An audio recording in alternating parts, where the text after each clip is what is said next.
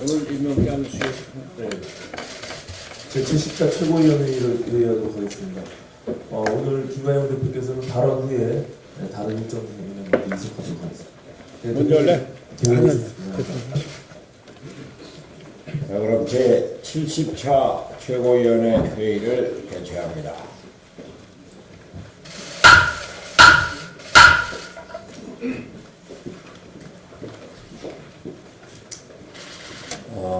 지금 방금 한반도 평화 문제에 대한 김정무 의원이 개최하는 세미나 토론에 다녀왔습니다. 이제 내일 모레면은 제2차 북미 정상회담이 열립니다. 역사적인 회담이 될 것입니다. 김정은 위원장은 전용 열차로 평양을 출발해서 하노이로 향하고 있고, 북미 실무대표는 연일 의제 관련 협상을 이어가고 있습니다. 김정은 위원장이 베트남을 회담지로 선택한 것과 5시간이면 되는 항공편을 이용하지 않고 60시간이나 걸리는 열차편을 선택한 이유는 우선 김일성 할아버지의 이미지를 계승하겠다고 하는 뜻이 가장 클 겁니다. 그 할아버지가 기차 타고 하노이 가서 홀리민을 만났으니까요. 근데 다른 한편은 기차 여행을 통해서 중국과 베트남의 경제발전상을 직접 보고 배우겠다는 뜻이 담겨있지 않나 하는 생각입니다. 김정은의 개혁개방 의지를 국제사회에 과시하겠다고 하는 의미일 것입니다. 북한 측 수행단 중에 지난 1차 북미 정상회담에는 포함되지 않았던 오수용 노동당 부위원장 겸 경제부장이 함께하고 있다는 점에서 이번 정상회담이 북한의 경제정책에 큰 변화를 가져올 가능성이 높아지고 있습니다. 저는 북한이 이번 북미 정상회담을 통해 개혁개방의 길을 열어서 평화와 번영의 새 시대를 맞이하기를 진심으로 바랍니다. 그러나 낙관은 금물입니다. 북한의 비핵화 의지가 확실하게 보여지지 않으면 미국과 국제사회의 대북제재 해제는 이루어지지 않을 것이기 때문입니다. 김정은이 말한 대로 내 아이들이 평생 핵무기를 짊어지고 살기를 원치 않는다, 이러한 소원이 이루어지기 위해서는 북한이 완전한 비핵화의 로드맵을 확실하게 보여주어야 합니다. 저도 한때는 북한을 사실상의 핵무기 보유국으로 인정해야 되지 않는가 하는 생각을 해본 일도 있습니다. 그러나 우리 대한민국 국민들이 핵을 머리 위에 쥐고 사는 상황을 상상하면 도저히 받아들일 수 없는 상황입니다. 북핵이 있는 가운데 동북아시아의 평화로운 안보 질서는 결코 이루어지지 않을 것입니다. 저는 2차 북미 정상회담이 북핵 문제의 평화적 해결과 한반도 평화 증진에 기여하는 결정적 계기가 되기를 기대합니다. 북미 정상은 국내 정치용으로 북핵 문제를 임시로 봉합하려고 해서는 안 될 것입니다. 비핵화라는 공동 목표를 확인하고 그에 도달하기 위한 구체적이고 실질적인 로드맵과 이정표가 나와야 합니다.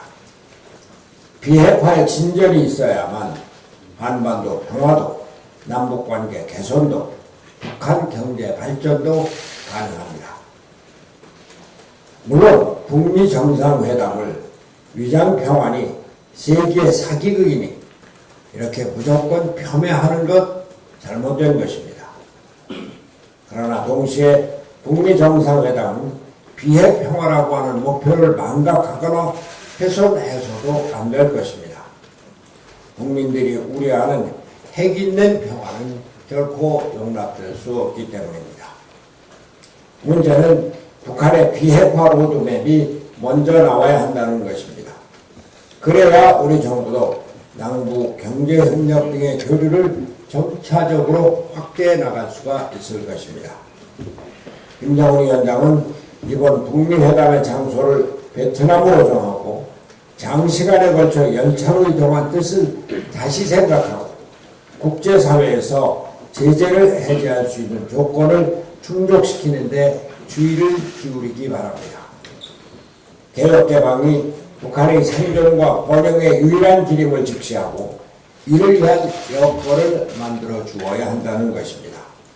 완전한 비핵화에 확실한 로드맵을 보여주어야 합니다. 우리 자신도 북한의 비핵화 문제에 있어서 조급증을 버리고 여유를 가질 필요가 있습니다.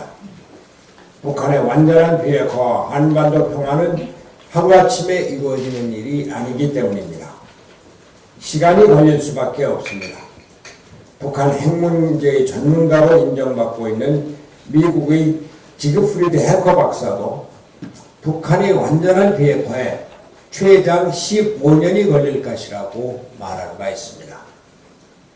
이런 상황에서 정부는 조급성을 버리고 차분히 대응하되 다른 한편으로 남북교류와 경제협력의 길은 꾸준히 차분하게 추구해야 할 것입니다. 금강산 관광과 더불어 개성공단의 재개 또한 중요한 과제입니다. 국제사회의 제재 대상이지만 박근혜 정부 때 우리가 일방적으로 폐쇄를 선언한 만큼 이를 해제하는 데도 우리 정부가 나서서 차분히 추구해야 할 일입니다. 개성공단 입주업체들이 개성공단을 방문할 수 있도록 미국 정부를 설득하는 일은 대한민국 정부의 몫입니다. 개성공단은 북한의 경제 이익뿐 아니라 우리의 경제 기회이기 때문이기도 합니다. 한 말씀만 더 드리겠습니다.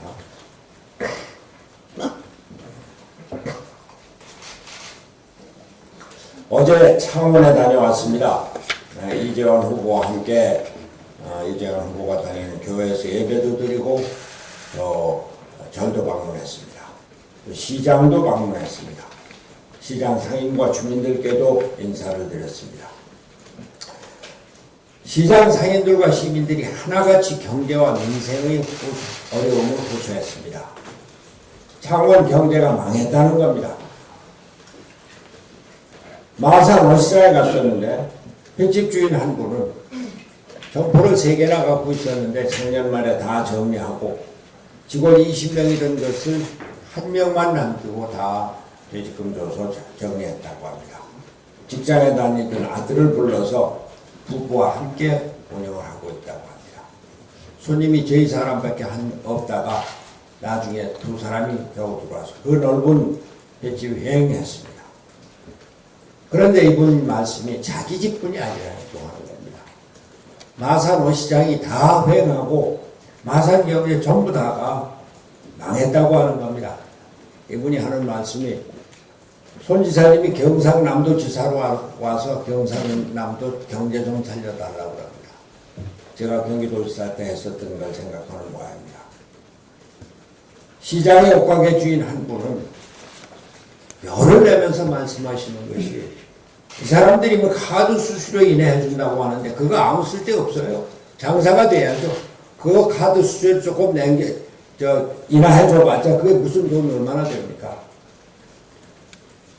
최저임금 그렇게 올려놓고 주유수당과 같은 제도 만들어서 자영업자, 중소기업 다 죽여놓고 무슨 카드 수수료와 같은 헛소리냐 이런 소리를 높였습니다.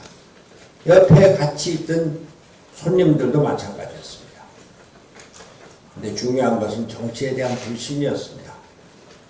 사람들이 입을 모아서 경제는 이렇게 어려운데 국회는 도대체 무엇을 하고 있느냐? 국회 열지도 않고 뭐 하고 있느냐? 이런 아주 불만이 높았습니다. 원내 교섭단체를 가진 정당의 대표로서 뭐라고 드릴 말씀이 없었습니다. 막중한 책임감을 느꼈습니다.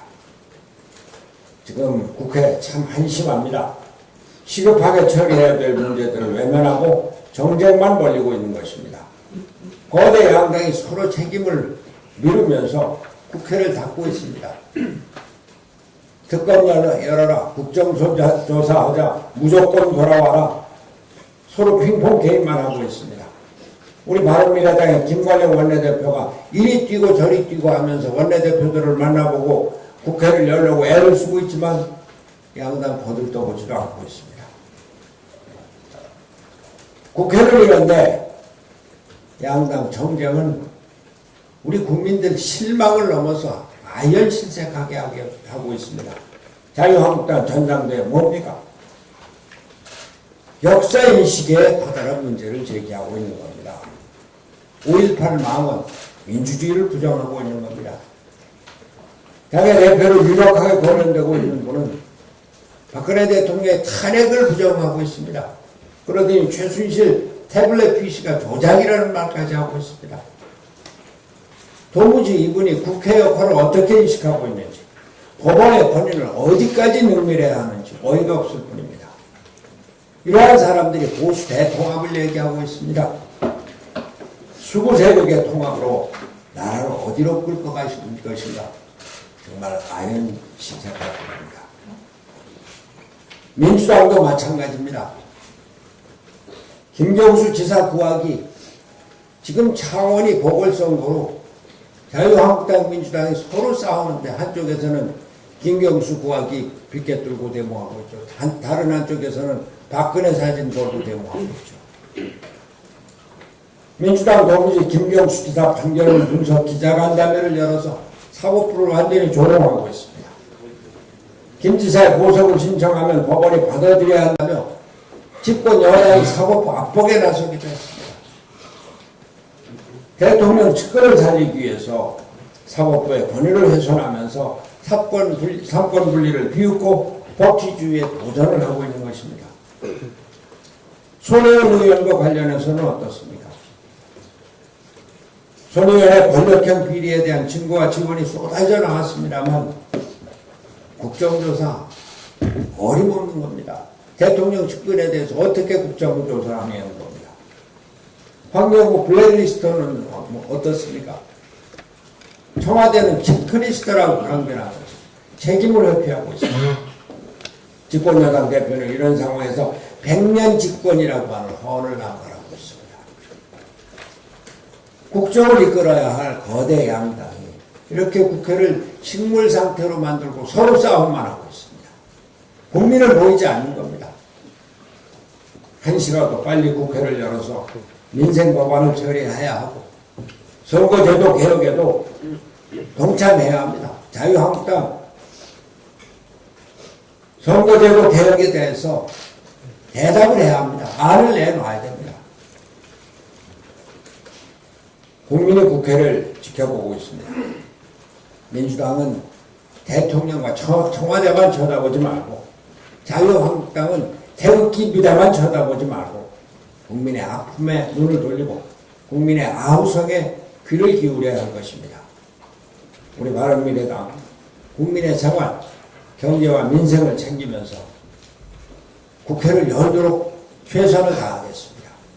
국정을 제대로 옳은 길로, 바른 길로 미래를 향해서 열어나가도록 하겠습니다. 감사합니다. 네, 원내대표입니다. 국회가 지금 2달 가까이 열리지 못하고 있습니다. 1월 달은 여당발 각종 권력형 비리 의혹을 틀어막기 위해서 민주당이 보이콧을 했습니다. 그러던 2월 달에는 자유한국당이 전당대회니 또 당리 당략을 생각하며 국회를 또 보이콧했습니다. 정말 국민들 얼굴 별 낯이 없습니다. 이러다가 3월 달은 또 어느 당이 또 어떤 당리 당략 이유로 또다시 보이콧을 할지 마음이 조마조마까지 합니다. 양당은 갈수록 어려워지는 경제와 민생은 보이지 않습니까? 국회를 향해서 쏟아지는 국민의 비난, 절규가 들리지 않습니까? 양당에게 다시 한번 간절한 마음으로 강력하게 촉구합니다. 즉시 국회로 돌아오십시오. 밀려있는 각종 민생과 경제, 개혁 법안을 신속하게 처리할 수 있도록 국회를 열어야 합니다. 바른미래당은 오직 민생과 국익만을 생각하면서 국회 정상화를 위해서 최선의 노력을 다하고 있습니다. 양당이 국회로 돌아올 수 있는 현실적인 중재안도 제시하고 설득했습니다. 그러나 아직까지 정상화되지 못하고 있습니다. 국정을 책임지고 있는 민주당의 결단이 더욱 절실한 상황입니다. 오늘 국회의장 및 여야 원내대표 회동이 있습니다. 이 자리에서 양당의 결단을 다시 한번 촉구합니다. 지난주 발표된 가계 동향조사에서 최하위 계층의 소득이 계속해서 감소한 원인은 결국 최하위 계층의 일자리가 줄어들었기 때문입니다. 일자리를 그대로 유지하고 있는 사람들의 최저임금은 올랐지만 전체적으로 일자리가 그보다 더 줄었기 때문에 전체적인 근로소득이 줄은 겁니다. 이것은 문재인 정부의 경제 정책이 실패했다는 것을 확증적으로 보여주고 있습니다. 이제 최저임금 동결을 선언해야 합니다. 최저임금 동결 선언으로 더 이상의 일자리 감축을 막고 기업의 숨통을 열어줘야 합니다. 내년만이라도 동결을 선언해서 기업들의 기초 체력을 회복해야 합니다. 그리고 나서 다시 최저임금 인상 문제를 논의를 할 것을 제안합니다. 또한 경제와 일자리를 보여주기식의 정책 운영으로 이끄는 것을 더 이상 해서는 안 됩니다. 청와대는 대통령 직속 일자리 위원회를 만들고 홍보는 잔뜩 했지만 해당 일자리 위원들의 일자리만 만들어주는 곳이 되어버렸습니다. 일자리위원회가 자랑하면서 내놓은 예상 일자리가 수십만 개였지만 이것은 기업들을 쥐어짜서 만든 서류상으로만 존재하는 것들이었습니다. 어느 하나도 달성되지 못했습니다. 일자리위원회를 당장 폐지하십시오. 내각과 부처에 힘을 실어주고 일자리 문제는 고용노동부에서 책임지고 일해야 합니다. 경제정책은 경제기획재정부 장관이 책임을 지고 주도해서 다시 세워야 합니다. 정부의 재정 능력을 고려해서 정부 정책이 다시 세워져야 합니다. 대통령의 결단을 다시 한번 촉구합니다. 이상입니다. 오늘 간단하게 생각해 먼저 이해찬 대표는 서른, 홍익표, 청년 비하 꼰대 망언에 대해서 더 이상 침묵해서는 안 됩니다. 지금 20대가 교육을 잘못 받아 문제가 있고 그래서 대통령 지지율 떨어진다는 청년 비하 망언이 민주당 의원들 사이에서 계속 쏟아지고 있습니다. 일반 당원도 아니고 민주당 최고위원 수석 대변인 청년위원장 입을 통해서 나왔습니다. 이쯤 되면 민주당의 청년 인지 감수성 결여는 어느 개인이 아니라 민주당 DNA 그 자체라고 말할 수 있습니다. 하지만 그 배경에는 이해찬 대표의 100년 집권과 같은 오만함이 있습니다. 가만히 있어도 100년 집권하는데 다시 하겠습니다. 가만히 있어도 한국당이 형편없기 때문에 100년 집권하는데 구태여 청년층 목소리에 왜 귀 기울이냐 하는 오만에서 이런 망언이 나온 것입니다. 이해찬 대표와 민주당은 청년 비하 발언과 자신들의 오만 방자함에 대해 진심을 담아 공개 사과해야 합니다. 조국 수석에 대해서 한 말씀 드리겠습니다. 조국 수석의 공수처는 엄정한 공수처가 아니라 야합 공수처였습니다. 조국 수석은 국회는 빼주겠다 공수처에서 그러니까 공수처 통과시켜달라 하는 식으로 야합 흥정을 제안을 했습니다. 야합 공수처 제안한 조국 수석은 검찰개혁 추진할 자격이 없습니다. 조국 수석의 인식은 매우 잘못됐고 비겁합니다.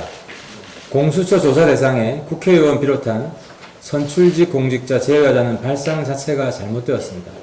선출직 공직자 특권 없애는 건 시대적 사명입니다. 공수처 조사 권한에서 선출직 공직자 없애면 있으나 마나한 허수아비 조직이 되는 것입니다.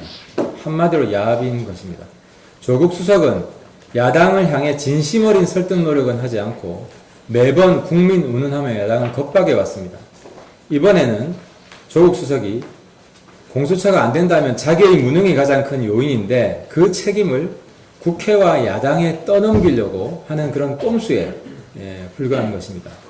문재인 대통령은 이런 비겁하고 무능한 조국 수석을 즉각 교체하고 능력 있는 사람 새로 앉혀서 정말 개혁적이고 공정한 공수처 다시 추진하기를 권합니다. 마지막으로 비핵화 문제에 대해서 한 말씀 드렸습니다. 오늘 아침 저희 당 김중로 의원 주최로 북미회담 비핵화 문제 토론을 했는데요. 거기서 중요한 사실 하나가 있어서 정부한테 질의하고자 합니다. 이번 북미회담에서는 여러 전문가들 의견을 보면 영변 지역에 국한된 비핵화는 이루어질 가능성이 있다. 그리고 제재 완화랑 어떤 패키지가 나올 가능성이 있다는 것이 이 중론인데요. 정부한테 질의하고자 하는 것은 영변 지역 비핵화가 된다면 북한 전체 핵능력 중에서 영변 지역에 있는 핵능력은 과연 몇 프로 정도 되느냐 하는 문제입니다. 이 영변 지역 핵능력에 대해서 예측치가 아주 편차가 큽니다. 어떤 전문가는 10% 이하밖에 안 된다는 것이고 또 어떤 전문가는 80% 정도는 된다. 영변 지역 비핵화, 영변 지역 핵능력이 최소 10% 이하에서 80% 이런 큰 편차를 가지고 있습니다. 아마 민주당 쪽에서는 영변 지역 비핵화가 합의되면 뭐 북한의 비핵화 거의 다 됐다. 뭐 이런 과장을 하지 않을까 생각이 되는데요. 이 문제가 굉장히 중요한 문제입니다. 어차피 한 번에 비핵화가 어렵다는 사실은 지금 뭐 북한, 미국, 한국 다 인정을 하고 있고 단계적 비핵화밖에 안 되는데 북한의 핵능력 전모를 모르는 상황에서 영변 지역 핵 비핵화만 된다면 여기에 대한 정부의 평가가 어떻게 될 것인지 국민들은 굉장히 궁금해할 수밖에 없습니다. 그 기준은 영변 지역 핵능력이 전체 북한 핵능력의 어느 정도 부분을 차지하느냐, 몇 프로 정도 되느냐에 달려 있을 것입니다. 정부는 이 문제에 자화자찬하기 전에 이 문제에 대한 답변부터 먼저 해야 될 것입니다.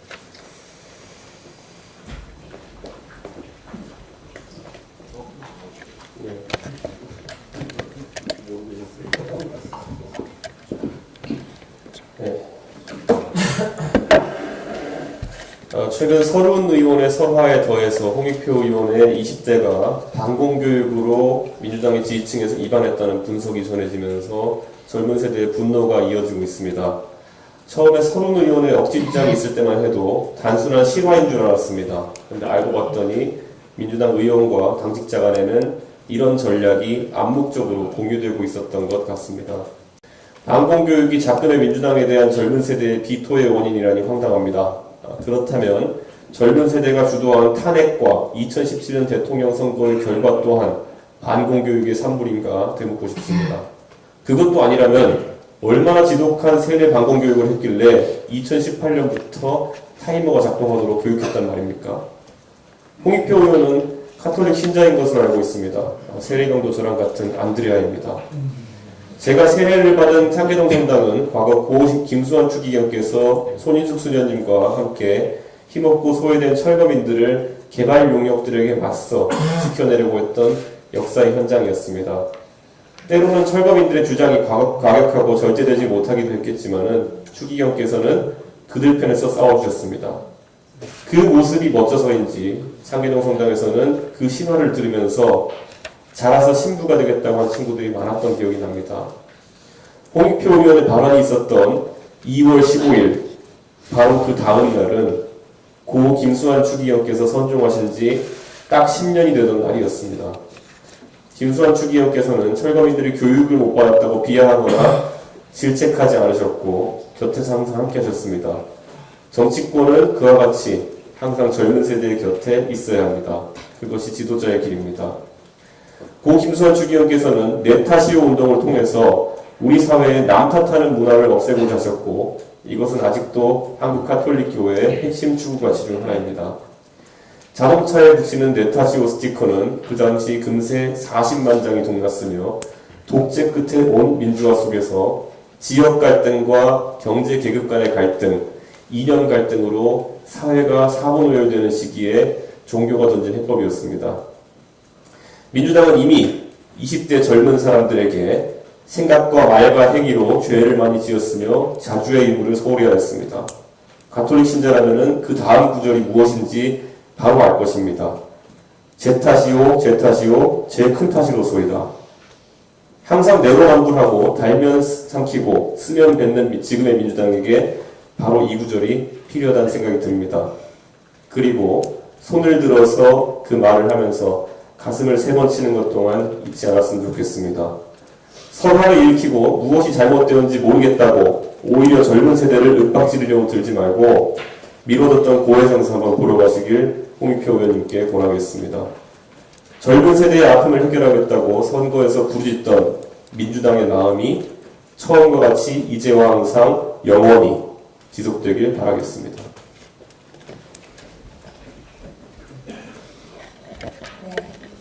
검찰이 환경부 블랙리스트가 청와대 인사수석실에도 전달된 정황을 포착했다고 합니다.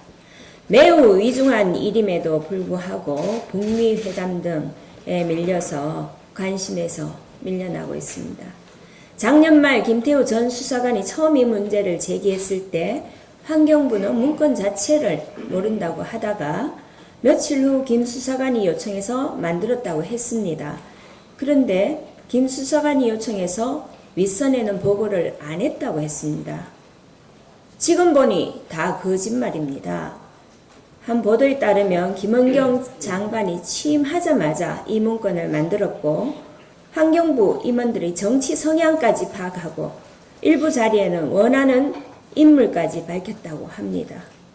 이것이 문제가 되는 이유는 과거 정권의 유사한 일들이 적폐청산이라는 미명하에 많은 관계자들이 이미 처벌을 받았기 때문입니다. 청와대는 이건 블랙리스트가 아니라 체크리스트라고 했다가 자신들이 생각해도 창피했던지 이제 정상적인 업무 절차라고 합니다. 내로남불하면서 부끄러운 줄도 모릅니다. 만약 이것이 정상적이라면 이전의 청와대 인사 개입이나 블랙리스트도 정상적인 겁니다. 똑같이 취급해야 합니다. 나아가 2가지 의문을 풀어야 합니다. 첫째, 김은경 장관이 취임하자마자 자발적으로 이런 문건을 만들었을 거라고 믿는 국민은 아무도 없습니다. 그렇다면 누가 주문한 겁니까?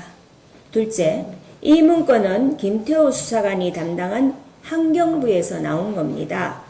다른 부처는 이와 유사한 문건이 없는지요? 이것을 제대로 파악하기 위해서는 특검이 필요합니다. 바른미래당은 이미 특검의 필요성을 주장했습니다. 국회는 빨리 이 문제를 특검을 도입해 주시기 바랍니다. 더불어민주당의 교육 탓 망언은 이 시대 청년을 향한 꼰대 정신의 장면입니다. 서른 최고위원에 이은 홍익표 의원 두 분의 망언은 더불어 꼰대당의 속마음이라고 생각을 합니다. 연예인 꼰대 발언으로 우리 청년들은 집권 여당이 청년의 현실을 전혀 모르고 있다는 것을 확인했습니다. 더불어민주당이 청년과 함께 미래를 준비할 자세가 전혀 되어있지 않다는 것을 확인했습니다. 실제 다수 청년들은 그렇지 않습니다. 불평하는 여당과는 다르게 청년들은 지금 이 순간에도 불평 대신 행동하고 있습니다. 지난 주말 바른미래당 전국 청년 입법 워크숍이 있었습니다. 우리 사회에서 일어나는 다양한 갈등과 부조리 문제, 이에 대한 대책을 진지하게 토론했고 입법에서 대안을 찾고자 하는 청년들의 열띤 논의가 알려졌습니다. 무분별한 예타 면제 방지와 세금 낭비를 막기 위해 대규모 사업에 대한 국민 감사를 도입한 아이디어부터 미세먼지, 병역 문제 등 다양한 분야에 대한 해결 방법을 토의했습니다. 그 중에는 근무 환경과 일상에서의 차별을 없애자는 이른바 꼰대 방지법이 제안되기로 했습니다. 바른미래당은 청년들이 제대로 배우지 못했다면 반군 교육 때문이라면 한 차원 더 높은 근로차별, 세금과 예산, 꼰대 방지 등에 대한 논의를 주장했을 것입니다. 바른미래당은 이 청년들이 법안 아이디어를 정리해서 입법화할 예정입니다. 꼰대 방지법이 완성되면 두 분의 의원실로 보내드리겠습니다. 공동 발의해 주시기를 부탁드립니다. 더불어민주당은 모든 것을 청년, 교육, 그리고 이전 정부 탓하지 마시고 스스로 내 탓이오 하며 곱씹어보는 성찰하시기 바랍니다. 진지한 성찰만이 꼰대질과 망언을 예방하는 지름길임을 명심하기 바랍니다. 이상입니다. 네, 국회 운영과 관련돼서 좀 말씀드리겠습니다. 국회 운영은 교섭단체에 대관의 한 참가 원칙입니다. 하지만 보충성의 원리로 몇 가지 제도를 두고 있는데 그 중에 하나가 패스트 트랙입니다. 지금 이해찬 대표발로 더불어민주당에서 자유한국당이 아무것도 안 하겠다는 식으로 나오는 상황에서 당뇨지책으로 패스트 트랙으로라도 선거제도 개혁을 논의할 수 있다라고 얘기를 하고 있습니다. 먼저 자격에 대해서 말씀을 드리고 싶습니다. 이 패스트 트랙으로 올려놓을 수 있는 보충성과 관련해서 자유한국당과 더불어민주당이 모두 동일하게 잘못을 하고 있었던 상황입니다. 선거제도 개혁 법안을 1월 임시국회에서 합의 처리한다라고 여야 5당 원내대표가 합의를 했습니다. 하지만 자유한국당은 아무런 의견조차 내놓지 않았고 더불어민주당은 이런 논의가 진행될 수 있는 1월, 2월 임시국회 운영에 대해서 아무런 노력을 하지 않았습니다. 민주당은 안을 제안했다라고 하지만 그 안은 연동형 비례대표제의 취지에서 벗어난 더불어민주당에 적합한 한국형 비례대표제에 불과합니다. 이 양당의 합의에 대한 무책임한 태도가 패스트트랙에 대한 보충성을 검토할 수 있는 요건에 모두 해당합니다. 자격이 없는 더불어민주당이 먼저 들고 나올 문제는 아니라는 것입니다. 더불어민주당이 자격이 없음에도 불구하고 이 문제를 들고 나온 이유를 살펴보면 여권이 추진하는 고위공직자 범죄수사처 설치법, 국가정보원 개혁법, 공정거래법 등 법안을 패키지로 묶어서 같이 처리하고자 하는 속내가 들어 있습니다. 하지만 지난 2018년 12월에 선거구제와 예산안을 패키지로 통과시키고자 하는 바른미래당과 정의당, 평화당의 투쟁 방법에 대해서 더불어민주당은 당시 이 바른미래당과 민주평화당, 정의당에 대해서 정략적인 요구를 하고 있다. 그리고 선거법 개정은 정개특위를 논의하고 처리하면 될 일이다. 선거제는 충분한 사회적 논의로 신중히 결정할 문제이다. 이런 패키지 주장은 비합리적 주장이다. 그리고 밥그릇 싸움이다라고 하면서 온갖 비하와 그리고 비난을 멈추지 않았습니다. 그때 그 더불어민주당의 입장이 지금은 어떤 것인지 그때의 입장에 대한 사과의 이야기가 없이 더불어민주당은 왜 똑같은 전략을 취하고 있는지에 대한 이해 없이는 이러한 논의는 더 나아갈 수 없음을 말씀드립니다.